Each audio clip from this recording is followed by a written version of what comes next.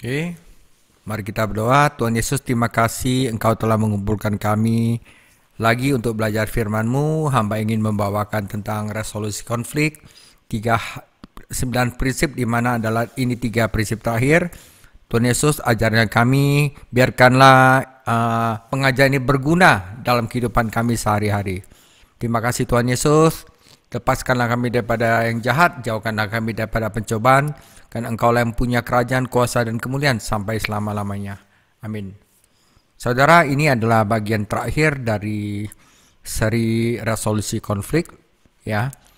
Gimana yang pertama, dasar dari kita untuk resolusi konflik, kita harus kesepakatan bersama untuk memilih waktu yang tepat, dan waktu yang tidak tepat adalah ketika kita lapar, ketika kita marah, ketika kita capek, dan ketika kita lonely, ya. Dan untuk bisa menyelesaikan sesuatu, kita tetap di dalam satu problem, di dalam satu waktu, dan tetaplah kita menggunakan kata saya, bukan kamu, ya. Prinsip keempat, kita serang masalahnya, bukan karakter orangnya. Kita belajar untuk mendengarkan dengan penuh perhatian dan gunakan kata saya minta maaf. Oke, saudara, yang bagian 7 sekarang kita akan belajar adalah membalas.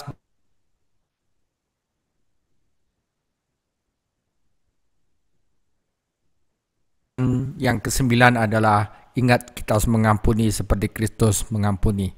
Kita langsung aja pada prinsip yang ke-7.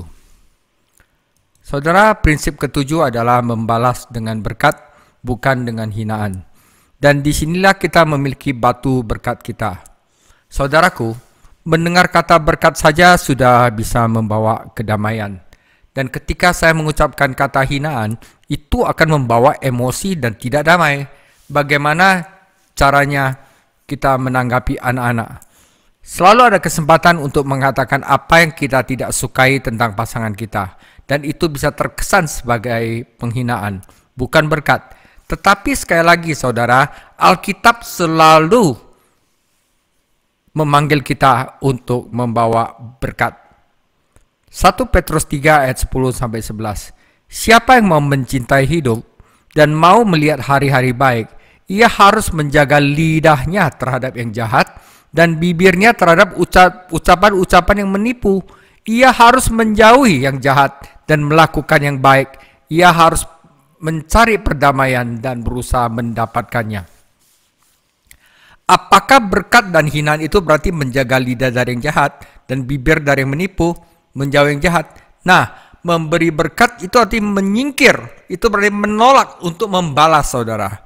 Dan ingat, dibutuhkan segalanya di dalam diri seseorang untuk tidak membalas dendam jika mereka terluka.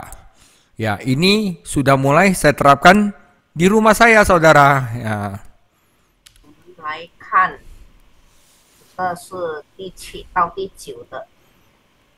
第7条的原则是回馈祝福，而非附录，只就是我们所得到的祝福。我的朋友仅仅听到祝福这个词就能带来平安，而当我说出附录的话时，也会引发情绪波动，那可就不是平安了。看看他是如何回应孩子的。我们总有机会说出一些我们不喜欢配偶的地方，而这些话听起来更像是侮辱，而不是祝福。但圣经再次呼召我们成为祝福。在彼得前书3章10到11节这样说：因为经上说，人若爱生命，愿享美福，是要禁止舌头不出恶言，嘴唇不说诡诈的话，也要离恶行善，寻求和睦，一心追赶。祝福和责备是否意味着要谨言慎行，远离邪恶？的确，给予祝福意味着远离，意味着拒绝报复。记住，一个人如果受到伤害，要克制住报复的冲动，需要付出巨大的努力。我已经开始在我家里实践这一点了。 Anda juga bisa mempraktekannya di rumah. Mungkin seorang pasangan sedang di rumah menyiapkan makan malam. Katakanlah itu sang istri. Suaminya pulang dan mengalami hari yang berat di tempat kerja. Dia masuk melalui pintu. Lakukanlah dengan memulai kembali sesuatu yang manis, ya, dijemput atau gimana. Dan jika ada kedewasaan emosional untuk mendengarkan pasangan Anda, orang tersebut dapat membumi, tetap rendah hati. Maka sang suami dan istri sebenarnya bisa mundur sejenak dari ego. Anda akan merasakan perbedaannya. Seketika ada sikap memberi berkat, walaupun bukan dengan kata-kata, mungkin dengan perlakuan. Tidak ada penghinaan sejak dia masuk. Sekarang dengan kemampuan ini, Anda juga tetap bisa berada dalam berkat. Ingatlah bahwa mungkin ada kebutuhan untuk meminta pertolongan Tuhan dan kuasa Roh Kudus, dan ini sangat penting. Itu berarti menghormati Tuhan. Itu berarti bertanya kepada Tuhan bagaimana saya bisa memberkati. Itu bisa berupa kata-kata yang lembut. Saudara mungkin setelah udah dijemput masuk misal suami karena dia ingin makan sekarang, pikirannya bisa memiliki dua pilihan. Yang pertama bisa jadi saya akan memberitahu dia sekarang juga bahwa saya sangat kesal karena makan malam belum siap. Yang kedua bisa jadi saya memberitahu dia bahwa saya mencium aroma makanan dan saya tidak sabar untuk mencicipinya. Kita bisa melakukan dua hal. Wah, kenapa makanan belum siap? Atau wah, saya nggak sabar karena saya mencium aroma makanan. Manakah yang Anda pilih? Jika Anda bukan pembajak amigdala yang langsung marah kalau misalnya ada sesuatu yang tidak sesuai Anda, maka Anda akan mempunyai otak rasional untuk memilih mana yang lebih baik. Ya, mendingan kita ngomong bahwa saya udah mencium aroma makanan dan saya tidak sabar untuk mencicipinya, itu akan lebih baik ya. 我们来看以祝福的回应，而非以侮辱回应。你可以立刻在家练习这个方法。假设一对夫妻正在家准备晚餐，比如妻子在做，丈夫下班回家，可能工作了一整天很累，他走进家门，不妨用温柔的话语开启一段温馨的时光。如果夫妻双方都足够成熟，能够倾听彼此的心声，并且保持平和的心态，那么他们就能暂时放下自我。你会感受到其中的不同，瞬间，对方会流露出祝福的心态。从他或者是太太进门的那一刻起，就不会有丝毫轻蔑。有了这种能力，你就能一直保持这份祝福。记住，有时需要寻求神的帮助，圣灵的力量至关重要。这意味着荣耀神，这意味着向神祷告，我该如何祝福？可以用温柔的话语，因为他现在想吃饭，他或者是就是丈夫或者是太太，可能会有两种选择。第一种可能是我要立刻告诉他，我很生气，晚餐还没有做好。第二种可能是我会告诉他，我闻到了食物的香味，迫不及待想尝尝。你选择哪一个？如果你不是那种受信任、太控制的人，你就能理性的做出选择。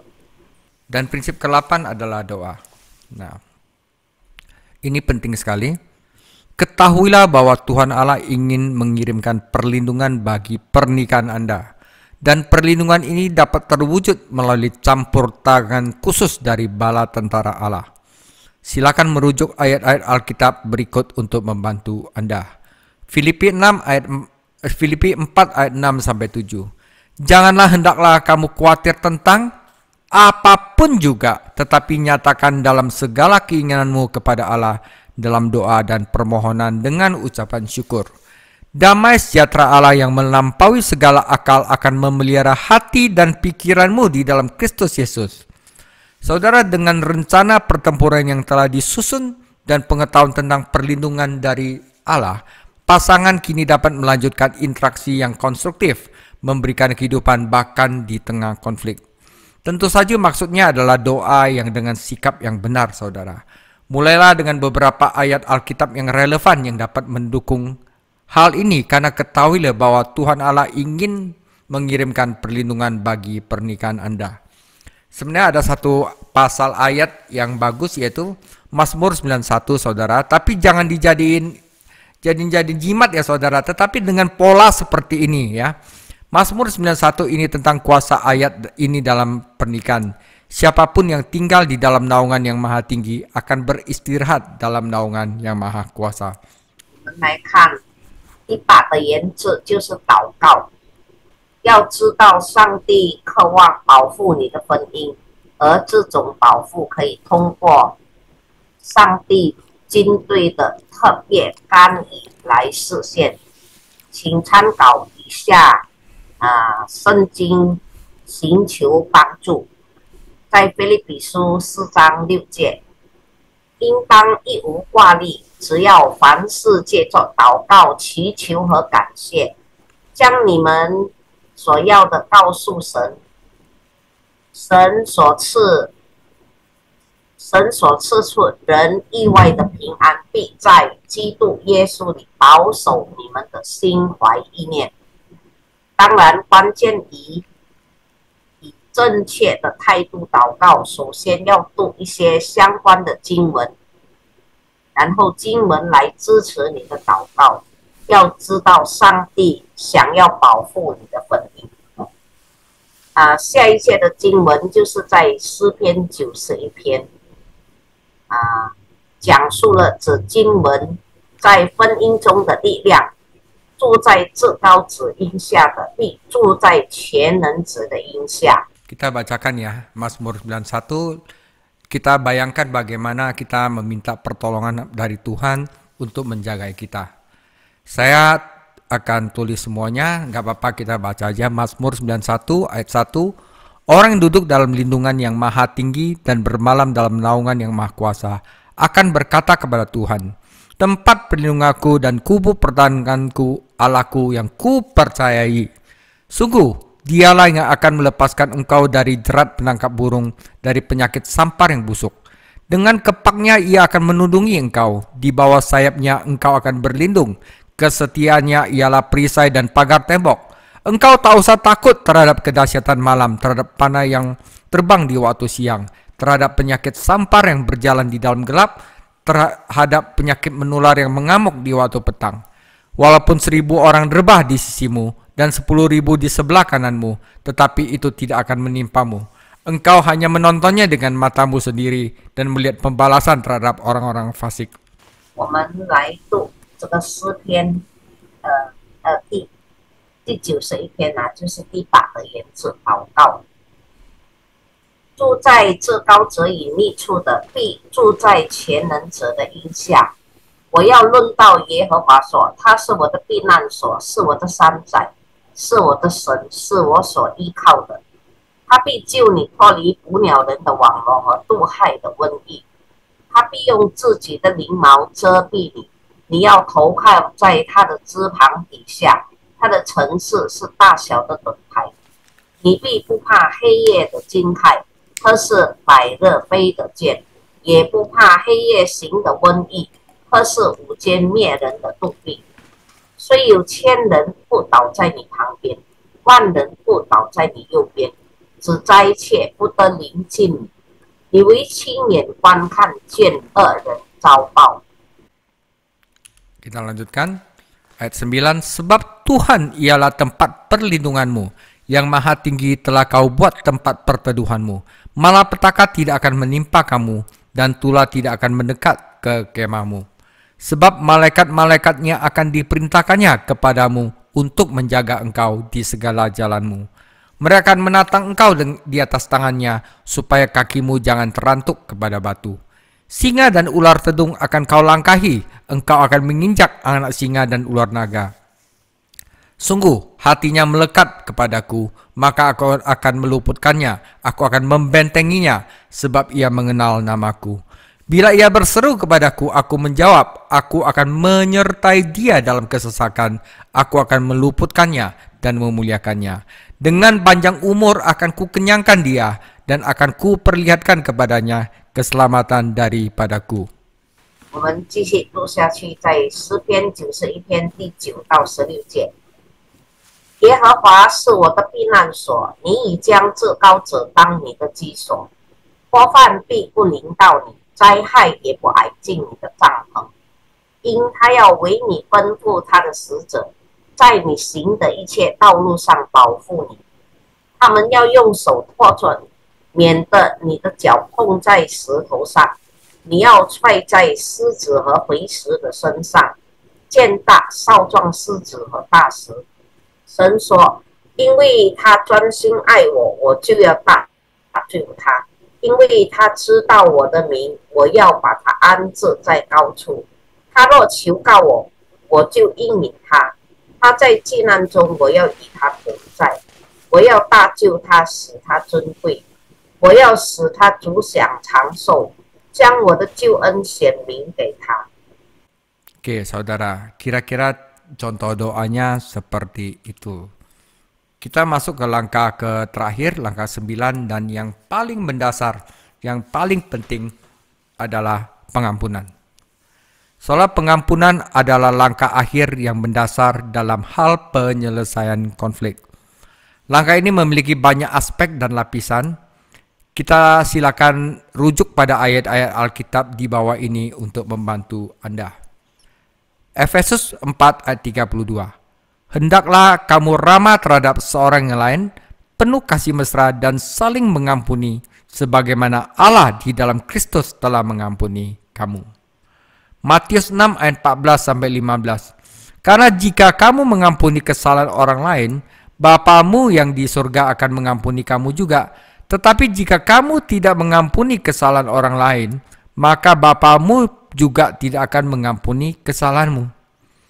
Kolose 3 ayat 12-15. Karena itu, sebagai orang-orang pilihan Allah yang dikuduskan dan dikasihinya, kenakanlah belas kasihan, kemurahan, kerendahan hati, kelemah lembutan, dan kesabaran. Sabarlah kamu seorang terhadap yang lain, dan ampunilah seorang akan yang lain apabila yang seorang menaruh dendam terhadap yang lain, sama seperti Tuhan telah mengampuni kamu, kamu perbuatlah juga lah demikian. Dan di atas semuanya itu, kenakanlah kasih sebagai pengikat yang mempersatukan dan menyempurnakan. Hendaklah damai sejahtera Kristus memerintah di dalam hatimu, karena untuk itulah kamu telah dipanggil untuk menjadi satu tubuh, dan bersyukurlah.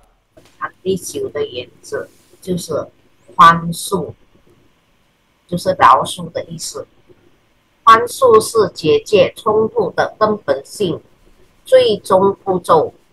这一步骤包含许多方面的层次，请参考以下圣经的经文，在以弗所书4章32节，并要以恩慈相待，存怜悯的心，彼此饶恕，正如神在基督里饶恕了你们一样。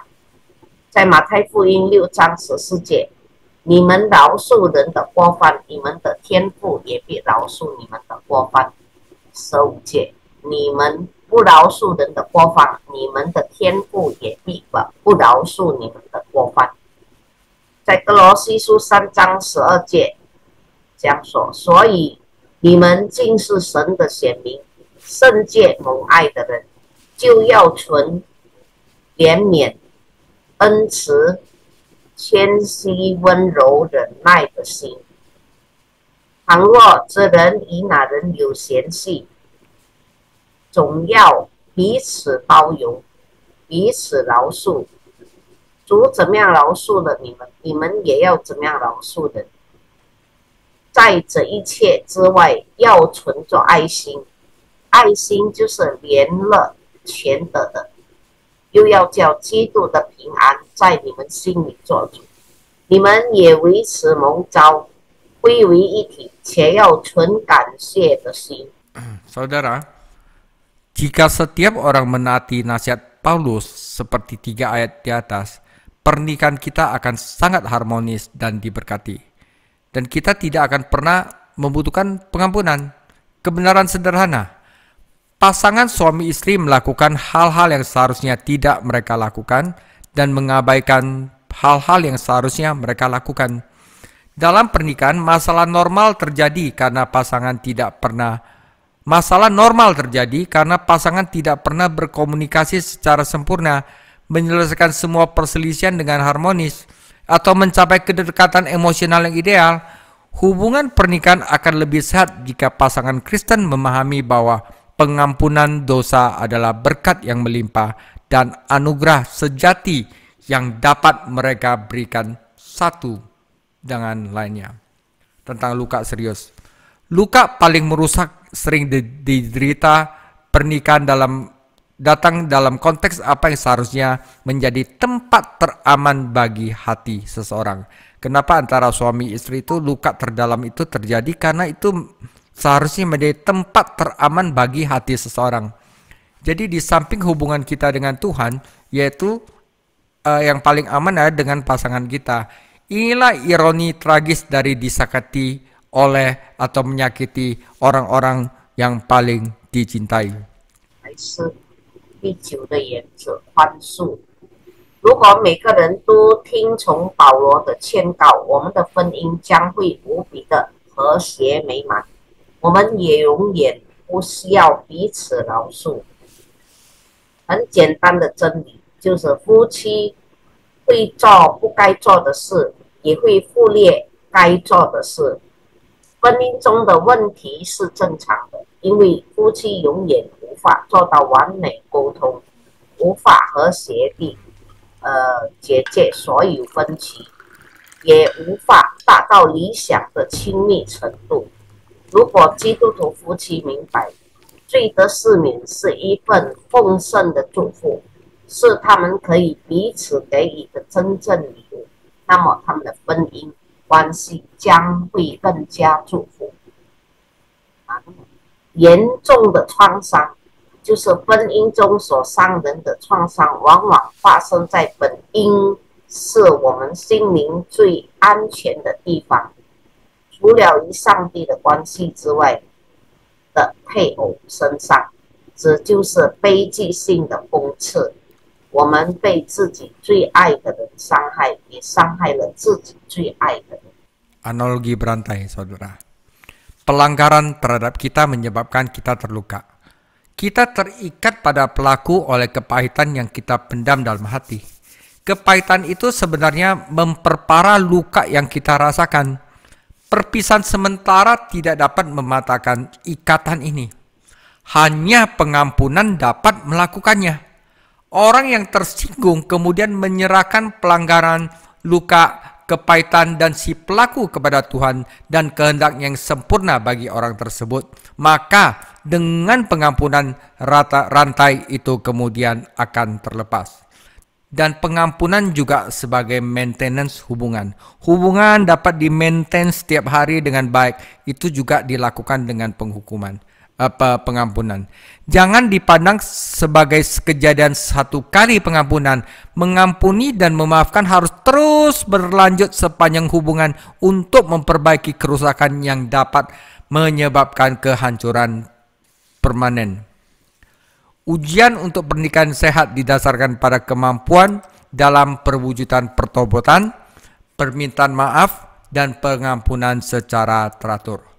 Ketika kesalahan atau dosa tidak disembuhkan dengan permintaan maaf atau pengampunan dengan segera, pasangan hatinya akan segera menjauh, mengalami kerusakan hubungan, dan mungkin berada di dalam bahaya perpisahan.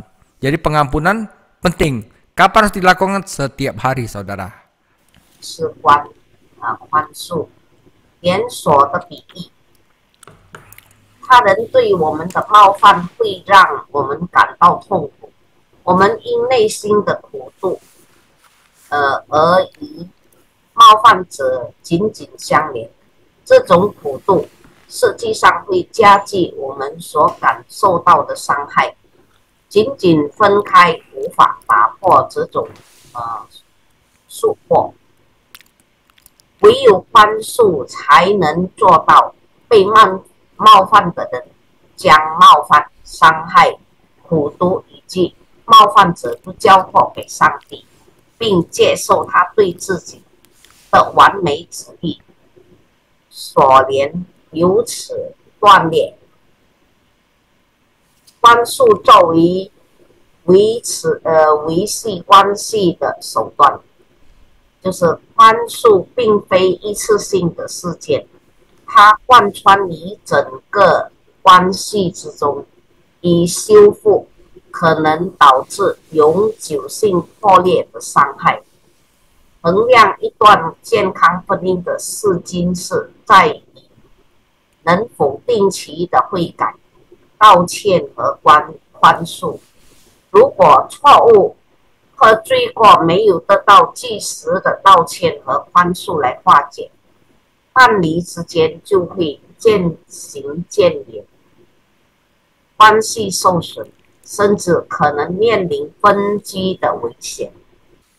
Kita mari tutup dengan doa atas 3 pelajaran terakhir ini. Tuhan Yesus, kasihanilah aku, ampunilah aku atas cara-caraku menyakitimu, baik melalui pikiran, perkataan maupun perbuatan, atau melalui hal-hal yang telah kulakukan dan yang tak kulakukan. Bahkan ketika aku memohon belas kasih-Mu, Engkau membantuku untuk berbelas kasih kepada mereka yang bersalah kepadaku, membantuku untuk melepaskan keinginan untuk membalas dendam agar dapat dengan murah hati mengulurkan tangan kepada mereka.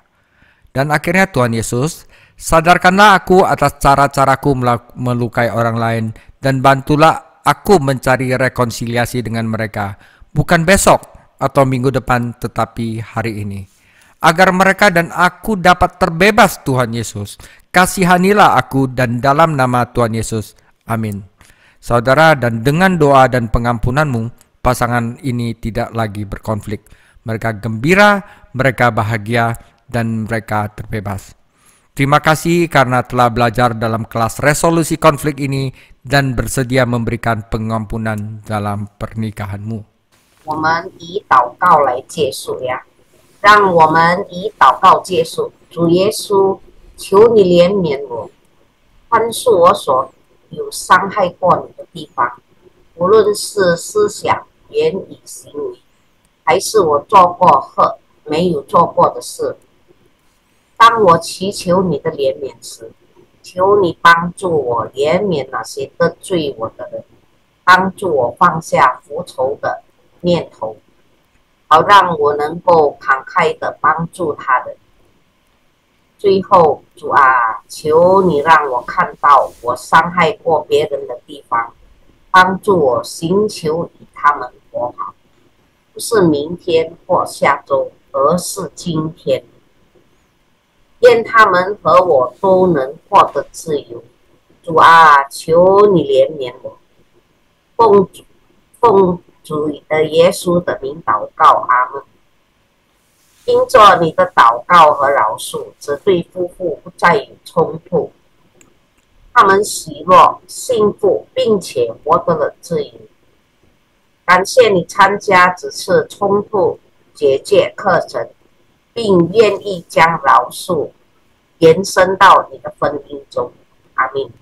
Kita akan dalam doa. Terima kasih Tuhan Yesus untuk malam hari ini pembelajaran konflik, penyelesaian konflik itu kami belajar banyak hal yang kami pelajari, tapi kami yakin dan percaya hubungan hubungan kepribadian maupun hubungan dengan sesama maupun hubungan dengan keluarga semakin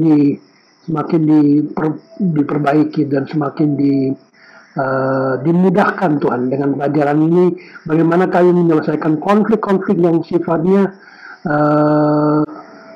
unsolvable, tapi dengan jalan ini kami bisa melihat bahwa di dalam Kolose 3 ayat 13-15 itu menjadi sandaran kami, sehingga apapun yang kami lakukan kami sesuai dengan apa yang firman-Mu katakan. Kami tahu bahwa nasihat-nasihat firman Tuhan itu sangat menyegarkan jiwa kami.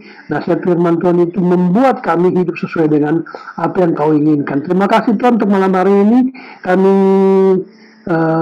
akhiri ibadah kue Mandarin ini hanya dalam satu nama, di dalam nama Tuhan Yesus Kristus. Dan kami siap menerima berkat-Mu. Silakan Pak Rafiq. Semoga Allah damai sejahtera menguduskan kita seluruhnya, dan semoga Allah damai sejahtera menguduskan roh, jiwa, dan tubuh kami sampai kedatangan Yesus Kristus yang dua kali. Dan Tuhan Yesus Kristus selalu menyertai kita dari sekarang sampai selama-lamanya. Amin.